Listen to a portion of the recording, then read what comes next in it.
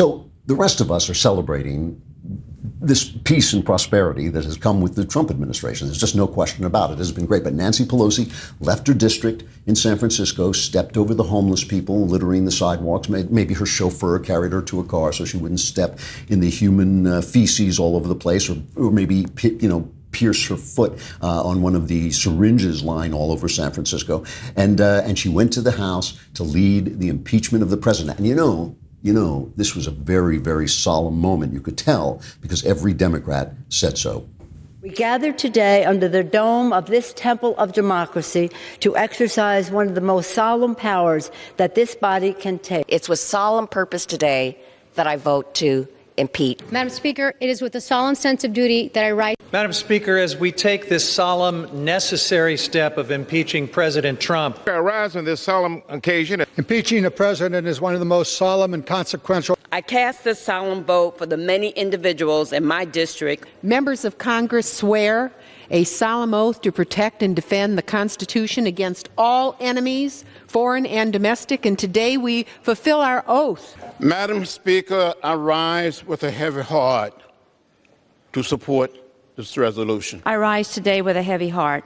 It is with a heavy heart, but a resolved one. Madam Speaker, it is with a heavy heart and a profound sense of the gravity of this moment that I rise today in support of the impeachment. Madam Speaker, I rise with a heavy heart. The two most difficult votes any member of Congress ever has to cast to vote to go to war are to impeach. Today, as Speaker of the House, I solemnly and sadly open the debate. Bo-ho, bo-ho, bo-ho, bo-ho. It's taking it real hard. Yeah, they were solemn. You could tell how solemn they were. And then, they had two counts of impeachment. One was something and the other was something else. Neither of them was a crime. Neither of them was an impeachable offense. But there they were. And when they won the first vote and they actually got the impeachment, here was the reaction. Article 1 is adopted. The question is on adoption of Article 2. Oh, not everyone got the message. Adam Schiff, and the House Intel Democrats were seen out celebrating and drinking at a fancy D.C. restaurant, Charlie Palmer. And here's Rashida Tlaib before the vote. Hey everyone, I am on my way to the United States House floor to impeach President Trump. On behalf of my incredible district, 13 districts strong.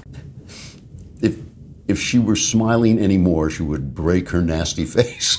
The grin on this woman's face. The Washington Post, WAPO reporter Rachel Bade sent out this picture of them all celebrating and laughing and with a tweet that said, "Merry Impeachment, Merry Impeachment." And then when everybody said, "Oh, so the Washington Post is just basically an anti-Trump vehicle where democracy dies of boredom," she pulls it down and she says, "Well, everybody misunderstood it to mean exactly what it obviously meant." So this is very, very solemn impeachment. Oh, and now Pelosi, this is unbelievable. Pelosi is saying she may not hand the rules of impeachment over to the Senate because she wants to be able to negotiate with the Senate over the rules, which she has no right to do. The Senate can make its own rules. That just like the House made these incredibly unfair rules where the president couldn't call any witnesses, or they could only call the witnesses they said he could call. And so she wants to hold this up.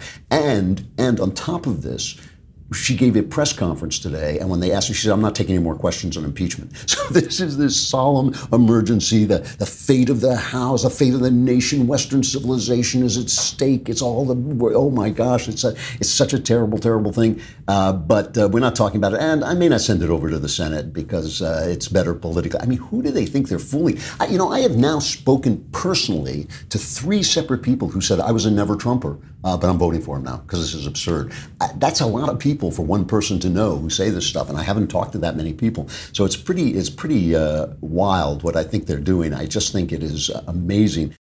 If you enjoyed this video, be sure to hit the thumbs up button and share it with all your friends.